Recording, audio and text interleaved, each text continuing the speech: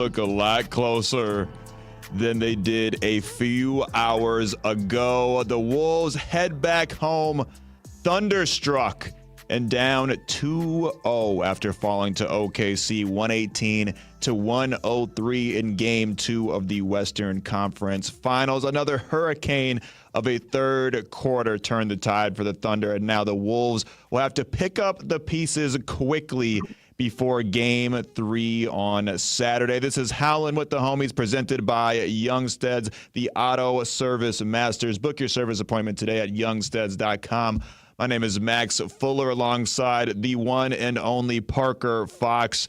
And Parker, I mean, I guess we kind of have to start with that third quarter. It was the killer for the Wolves in Game 1, and once again, it was where the Thunder flipped the script in Game 2, outscoring the Timberwolves 35-21 and ballooning that lead all the way up to 24. The Wolves fought back to get it close there at the end, but ultimately the Thunder were able to hold on and win 118-103.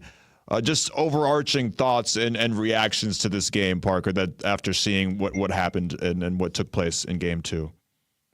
Yeah, I think it's tough, Max. I think the better team kind of showed up tonight, and they proved to the Minnesota Timberwolves that if you want to try to win a game in this series, if you want to go back home and try to win one, you're going to have to be really good in a lot of aspects of the game.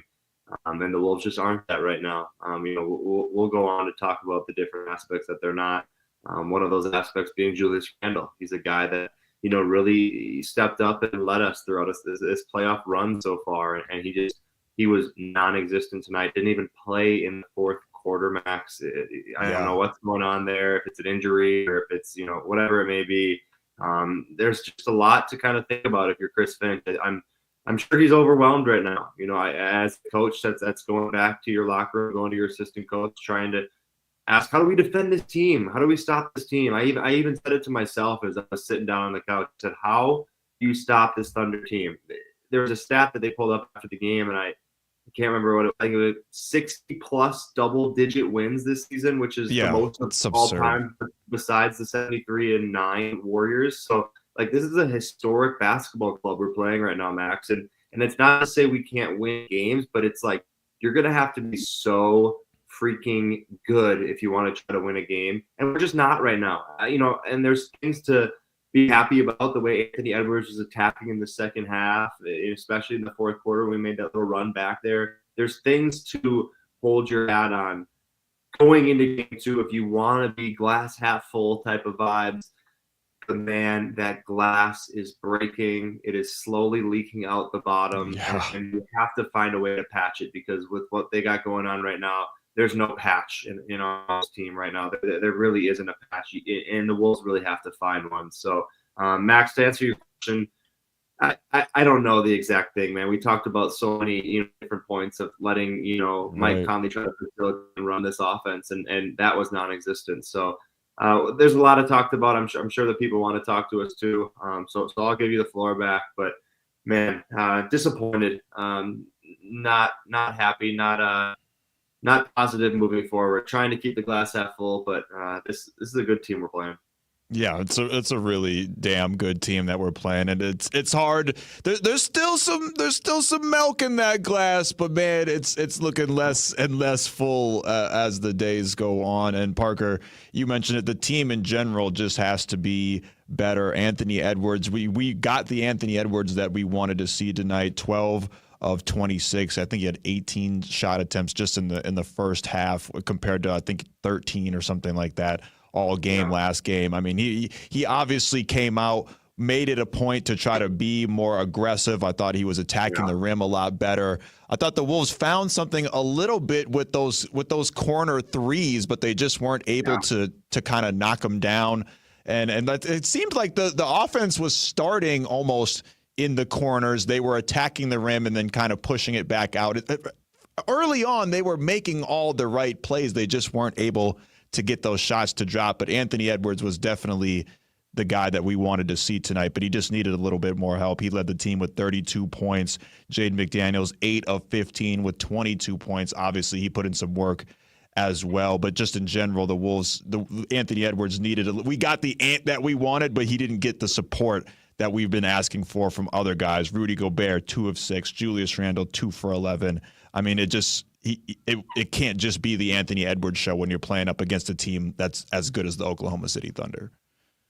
Yeah, man, it's tough. We talked and we highlighted Mike Conley as a guy that we really wanted to see more production out of in this game. It's weird when you look at his box score split as I'm looking at him here. He was a plus 14 tonight, Mike Conley was. Kind of crazy to look at when he goes 1 of 6 from the floor with 3 rebounds and 3 assists. Didn't really seem to impact the game, but was still a plus 14. And then conversely, you look at the other side and you look at a guy that you highlighted in Dante DiVincenzo, and he's a minus 27 max. When you talk about highlighting a guy pregame that you want to see, bounce back from a poor game, and then he puts up a minus 27, like, Yikes. Come on, man. We're not winning basketball games when with this tough, dude from New York is coming off the bench and he's supposed to give us this toughness. You were minus 27, man. Like, there's a lot of, I don't know if it's growing up to do or what it is with this Wolves team. I think they have some really good vets. I think they have some guys that are leading the way, but it just doesn't seem like they want to get over that hump. And I hate to kind of spin on it that way because I do want to give this Thunder team a lot of credit. I think for sure, we highlighted on how good of a team they are. But man, if you're a Wolves fan, you're like, gosh, we're so close, and we just can't punch through that door. And this is like real emotions from me too, man. Like this is like real like Wolves fan. I know you're feeling it too. I know it's late, 100%.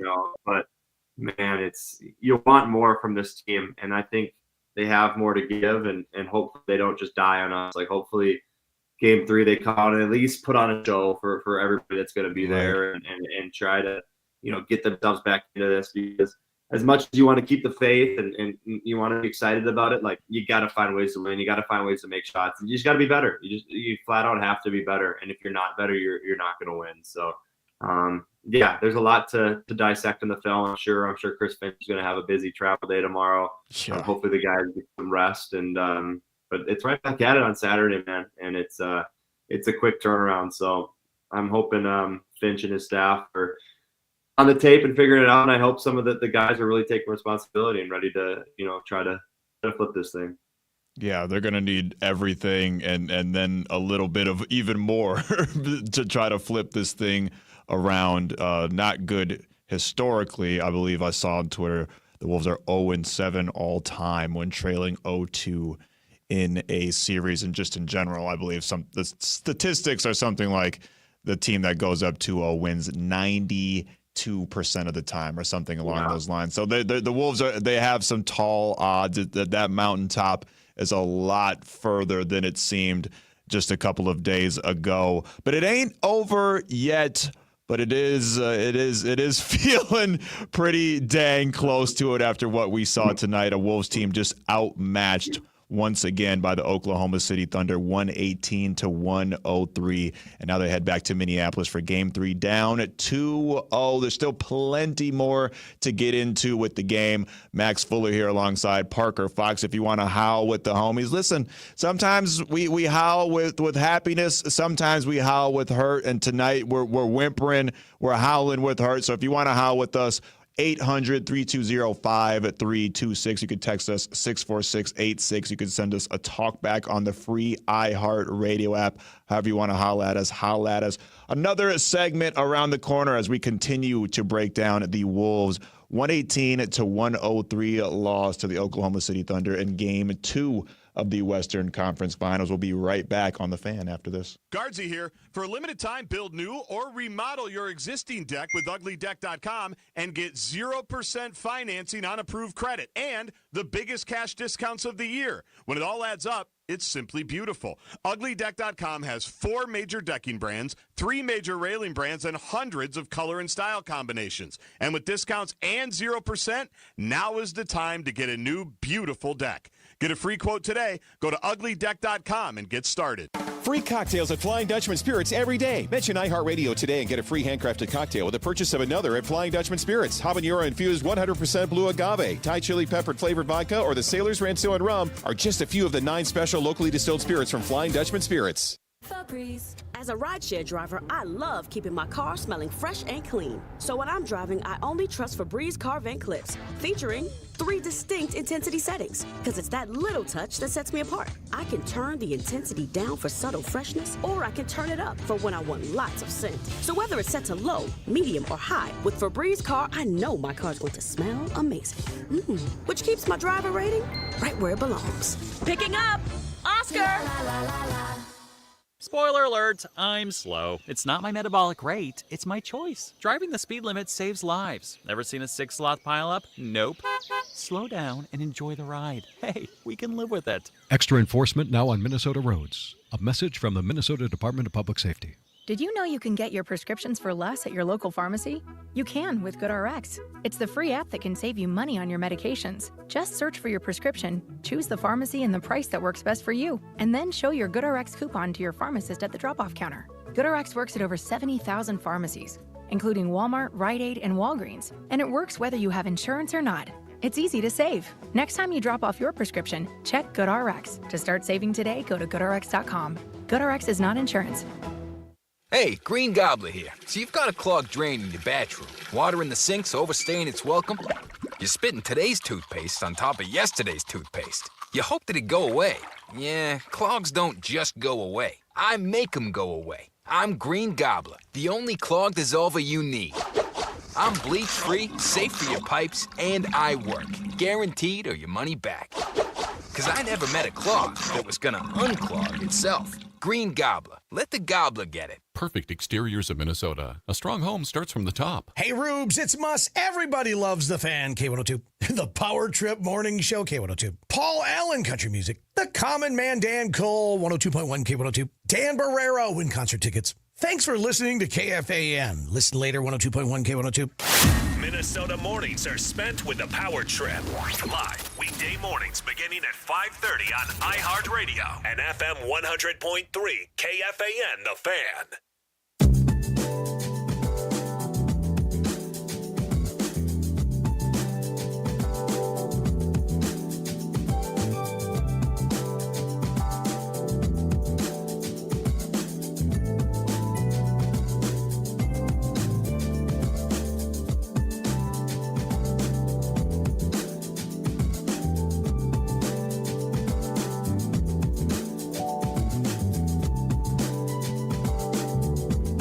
It was another severe weather warning down at the Paycom Center. Hurricane Shay hit the Wolves and hit the Wolves hard. He led the way, 38 points for OKC on the way to a 118-103 win against your Minnesota Timberwolves and mine. And now your Minnesota Timberwolves and mine find themselves down 2-0 heading back to the Target Center for Game 3 on Saturday night. This is Howlin with the homies presented by Youngstedts. Shout out to all the homies at Youngstedt. Max Fuller alongside Parker Fox. And Parker, I know we want to yap about the game, but we got to get to some of the homies while we're here. And we got Bradley from Hudson who wants to talk about Rudy Gobert. What's good, Bradley? Hey, guys, can you hear me? Yes, sir. Yeah, I just wanted to talk a little bit about Gobert. I didn't watch the second half. I had enough of him in the first half. I just think his production isn't there for this team to be successful. Everybody wants to know why the Nuggets could take OKC 7. Well, Jokic, they had Jokic. We have fumble fingers Gobert. I mean, we're going to be lucky to win a game, I think. What do you guys think? Appreciate the call, Bradley. And I mean, I get it. Rudy played rough. Kind of unfair to compare him to Nikola Jokic a little bit right there. But I mean, hey, yeah, Rudy's been getting outplayed, just flat out outplayed throughout this series thus far. He finished the game tonight 2 for 5 with, I believe, 9 rebounds and just 5 points. So, yeah, Rudy Gobert has been absolutely getting outplayed by Chet Holmgren, who was aggressive tonight and went out of his way, it seems, to get his shot going. Chet finished the night Let's take a look here. 22 points, 2 assists, and 4 rebounds. And Parker, I think it's safe to say that Chet has easily gotten the better of Rudy Gobert in this series. And in general, we love Rudy. He made NBA second all-team defensively once again this year. He's still an elite defender, but offensively he's just been non-existent throughout, 95% of this playoff run. Yeah, and Chet, what he's doing inside, he's just been dominating, man. He dominated on a lot of facets tonight. I saw a version of Chet Holmgren that I've seen growing up, that I've seen in runs, working out with him, playing with him. That kid is dominant, man. I've seen him do it for a long time. So, I'm happy for a guy like that. I'm happy for, a Minnesota guy. But, yeah, we got to be better, man. We have to find ways to be better inside. We have to find ways to out-physical them, out-tough them. It seems that they just want it more. On every drive, they're clapping and crawling at us. And then if they beat by us, there's Chet Holmgren to block shots. So, man, there's a lot of things to talk about. There's a lot of things to discuss. I just feel like we're a long way off right now, and it's hard to admit that. But at the same time, you have to kind of realize where you're at, and hopefully they can try to figure out a couple things and maybe sneak in a win or two. Yeah, it does just kind of it is reality, and it's a soul-crushing, heart-ripping reality, Parker. But it does just sort of feel like this Wolves team is outclassed right now, and you don't like saying that. Obviously, we know this Wolves team has been playing at a high level for the last several months. Took them only 10 games to get here, but obviously the step up in competition seems like it's just a little too much for the Wolves. It just seems like this Thunder team. I think maybe we took them a little bit lightly. I don't want to say they're the number one team. Obviously, overall, they were the best team in the regular season, but we saw them go 7 with a Nuggets team that we saw as super vulnerable. But obviously, throughout this series, they're showing us why they had such a historic season. And it does just kind of feel like the Wolves are outclassed. This Thunder team just makes the right play every single time. They got guys like Jalen Williams that are just making timely bucket after timely bucket. They're getting production from every single guy. They make the right plays. Every time the Wolves went on a little bit of a run, it felt like SGA knew it was just the time to get a bucket. Their hands on defense, the Wolves can barely hang on to the ball. It's just, this team is just absolutely overwhelming, Parker. Yeah, they are, man. There's just a lot. There's a lot from their defense that you don't even see. The naked eye doesn't see. I think Chris Finch made a comment about how they foul all the time and they're always fouling. And yeah, they might be, but they're just really physical, man. And if you're a ref, you can't call every single foul, especially when your nose is bleeding like Scott Foster was tonight. Right. But no, man, this is a Thunder team that they're where you want to be if you're the Wolves, man. The way they're bought in, the way they're connected, and the way they're playing so hard. And I think in our deal, Max, we could try to be optimistic and stay optimistic, and I'm trying, but I'm a lifelong Wolves fan, man, just like you are, and it's just like you want to see this team go to a place that you think they can get to, and they're so close to, but you only get such a window. The window's short, and I'm not saying it's done forever. I think there's a lot of life left in this team, and there's a lot of hope left. But, yeah, man, there's so many things that Oklahoma City does that they do so well. So if we can find ways to bottle that up and try to counteract it with it, then so be it. Hopefully we come out in Game 3 on Wednesday, and I feel like I'm, reading the same book over and over again here. But there's a lot to learn from. So hopefully the guys can learn from it, be mature, and I just read a stat here from our guy Dane Moore. He said the Wolves have thus far won the 44 minutes Mike Conley has played in this series by 17 points. They've lost the 46 minutes he sat by 59 points. Wow. So Mike Conley in this series is a plus 17 while he's on the court and a minus 59 on the bench. Just a crazy stat. That's insane. I don't know, and it's just like who knows? Maybe it's just a coincidence that things are going well when Mike's in, because his stat line would tell you that. It's just kind of hard to figure out. It's really hard to figure out, Parker, and it's obviously this Wolves coaching staff and this Wolves team in general has a lot on their hands in regards to trying to figure out this Thunder team, which nobody has really been able to do throughout this season. They only lost 14 games. I think it's They had the 5th most wins in a regular season ever, which is just absurd. And I think a lot of people thought maybe it was a paper tiger, but they're showing us man, they're the real thing, and the Wolves got some Tiger scars now to deal with as they head back to Minneapolis, looking to get a win in Game 3. We got Andrew Duckowitz of ZoneCoverage.com. We love the good people of ZoneCoverage.com on the line. Andrew, what's good, brother? Not a whole lot. What's good with you, man? You just said it, brother. Not a whole lot. We know you guys do a lot of good work over there on ZoneCoverage.com. You're a beat writer. What's the headline of this game, if you will? I mean, for me, it seemed like it took the same path as Game 1, right? They came out. Defense was pretty locked in the first half. They were hitting, Game 1, they shot 36% from three. This game, they shot pretty well during the first half. And then when they started missing shots, the wheels came off the defense, and Oklahoma City just started capitalizing. It's disappointing. That's for sure. You'd like to steal one in Oklahoma City. But if I can give you guys some optimism, I mean, they have played two pretty darn good first halves of basketball. If they can just carry that over, I do think they have some things figured out. They're getting good shots. It's just they can't allow that offense to affect the defense and then let kind of everything fall apart.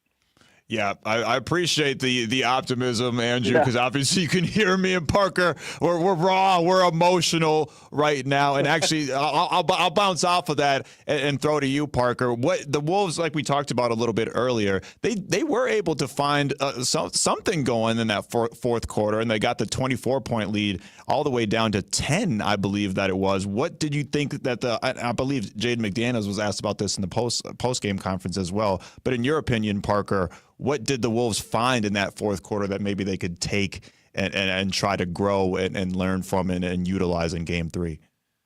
Yeah, man, it's a tough one because it's such a hypothetical, right? It's like, you can argue this in any direction, but, at the same time, a game is 48 minutes. And it doesn't matter what happens in a basketball game if you don't have more points than the other team at the end of the game, like plain and simple. But if you're a Wolves team and you're looking for positivity, you're looking for something to bounce off of, you do have that fourth quarter, to get a little optimism in our voices around here, Max. You do have a kind of a fourth quarter to look at without Julius Randle, that you did some really good things. Now, did you finish it off and did you close the deal? No, you didn't. So you didn't do it good enough.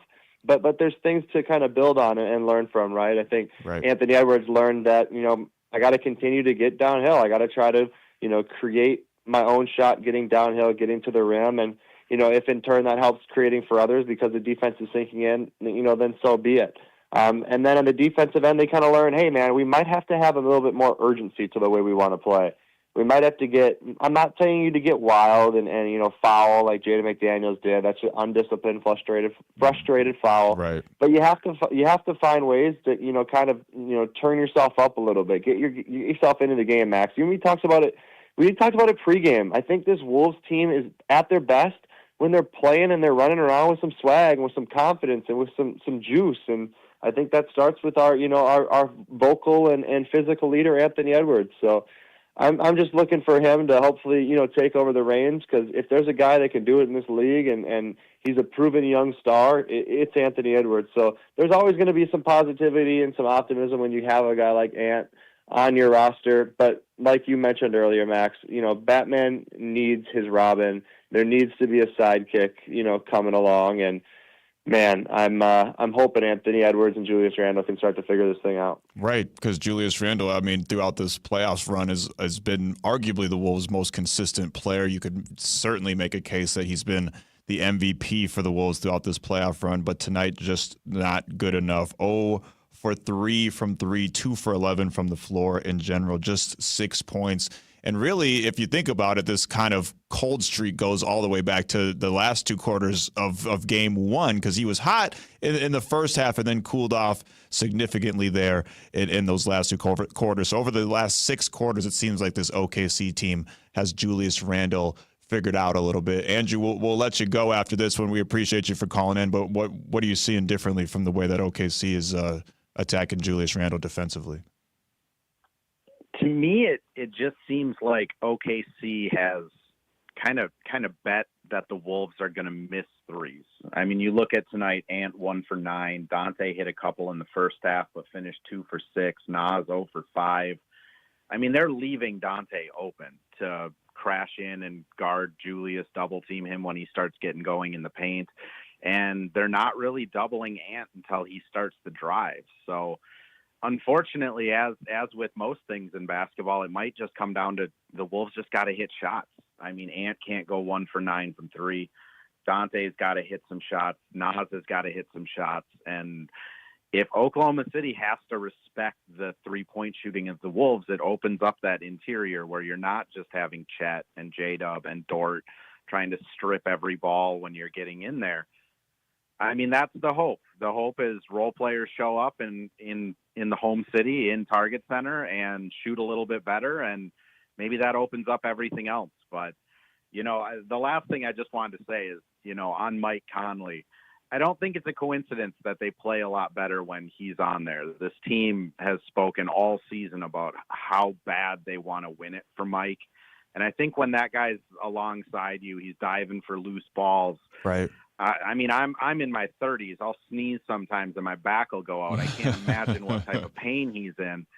And he's just out there doing all that. I think that is a motivating factor for these guys, seeing Mike out there with them. So maybe it is just trying to figure out how to get Mike in the game a little bit more than, the 28, 30 minutes that he's playing.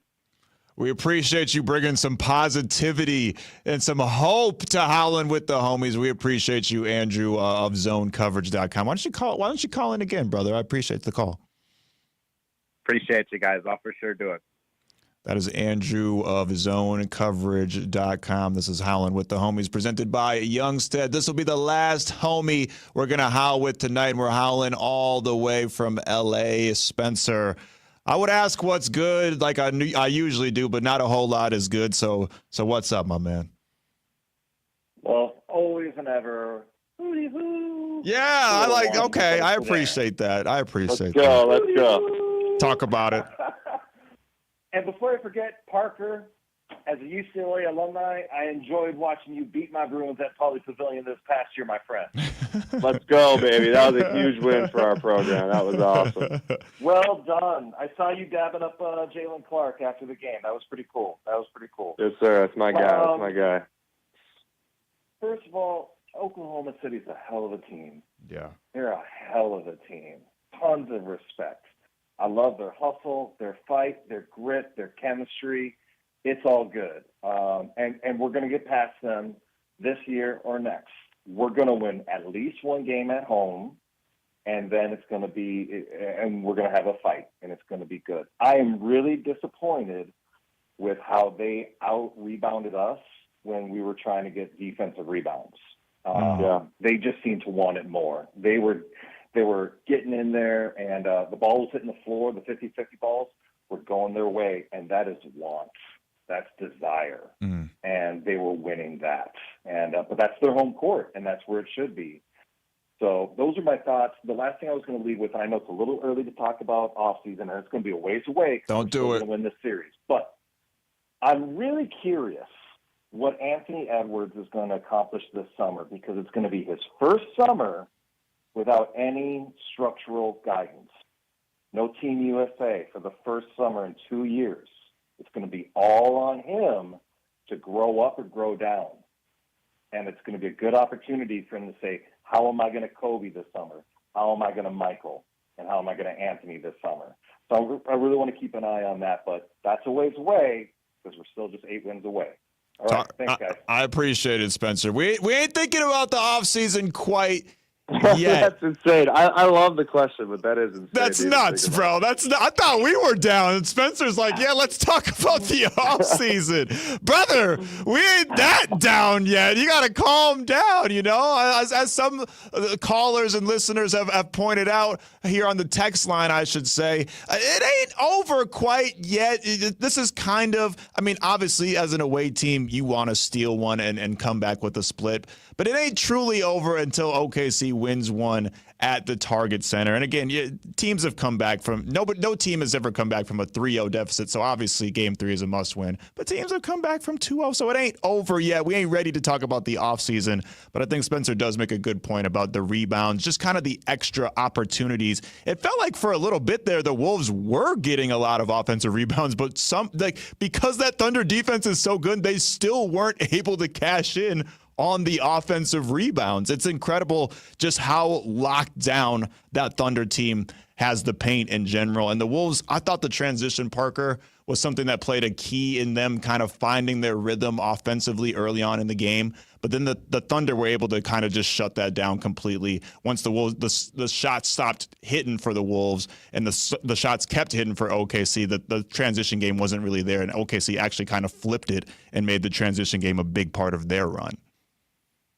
Max, I want to do a little quick Q&A with you. I got a question. The guy, previous caller, I think Andrew was his name. He said that the Wolves have more emotions playing for Mike Conley because he's old and they want to win one for him, right? Right. Would you rather play one for Mike Conley because he's old and you want him to win one, or for Shea because he just bought you a Rolex? I mean, the Rolly's looking nice and it glistens in the sunlight, so I'm going to be playing hard for my dog too, because not only did he just get me a Rolly, but him winning the MVP, he made me look good all season, so I'm going to get a fat paycheck, so I'm going to be playing hard for my guy SGA. Man, I love the confidence from our callers, man. I love, the excitement and the keeping Wolves hope alive. But, man, this man, Shea, he just won the MVP. He bought his whole team Rolexes.